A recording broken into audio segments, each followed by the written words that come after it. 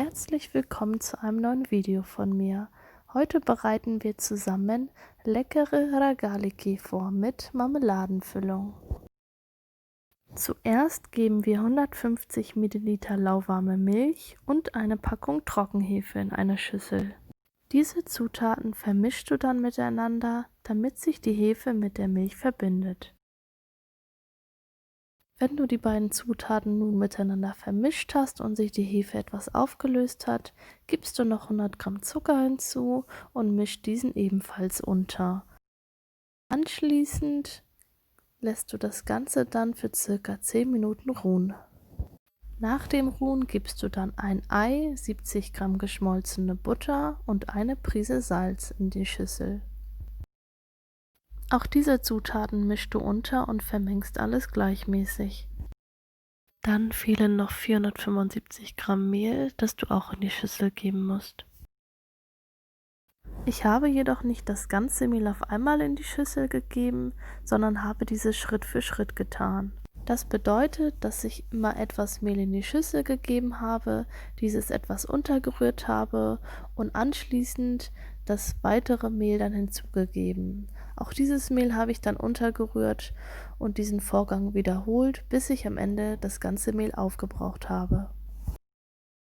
Am Ende war es schon ziemlich schwer, den Teig mit einem Teigschaber herzustellen, sodass ich meine Hände benutzt habe, um den Teig zu kneten.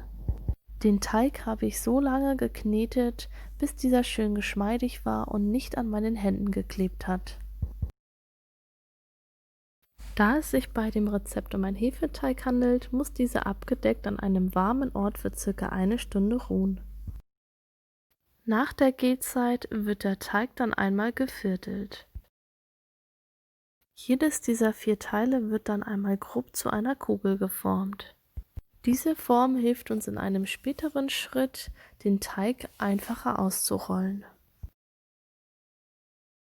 3 von 4 Teilchen packen wir nun erstmal an die Seite und decken diese am besten ab, damit sie nicht austrocknen. Der Teig wird nun ausgerollt mit dem Ziel, dass am Ende eine Kreisform entsteht. Ich rolle den Teig dann so lange aus, bis dieser einige Millimeter dick ist und er etwas transparent geworden ist, sodass du etwas durchschauen kannst. Jetzt wird ein Messer zur Hand genommen und der Teig wird dann anschließend in 12 Teile geteilt. Ich hebe den Teig dann immer von der Arbeitsfläche und prüfe, ob dieser irgendwo klebt. Nun können wir uns für die Füllung kümmern, bei der ich mich für Marmelade entschieden habe. Im ersten Schritt gibst du einen Klecks Marmelade auf alle der 12 Teilchen. Die Marmelade sollte so platziert werden, dass noch etwas Teig drumherum liegt, denn das ist wichtig für den nächsten Schritt. Denn im nächsten Schritt klappen wir den Teig von außen nach innen hinein und drücken diesen mit unseren Fingern etwas heran, damit beim Backen die Marmelade nicht herausfließt. Dann rollen wir den Teig von außen nach innen hinein, sodass am Ende ein Hörnchen entstanden ist. Der Vorgang wird dann so lange wiederholt, bis der ganze Teig aufgebraucht wurde. Die fertigen Hörnchen werden dann auf ein Backblech gelegt und müssen weitere 15 Minuten ruhen.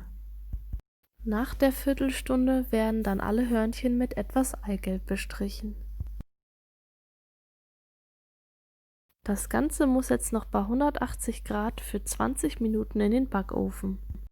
Bei einigen ist etwas Marmelade herausgelaufen, aber das ist halb so wild. Nach der Backzeit lässt ihr die Ragaliki dann etwas abkühlen und streut dann anschließend etwas Puderzucker drüber. Hier seht ihr einmal das leckere Endergebnis. Viel Spaß beim Nachbacken!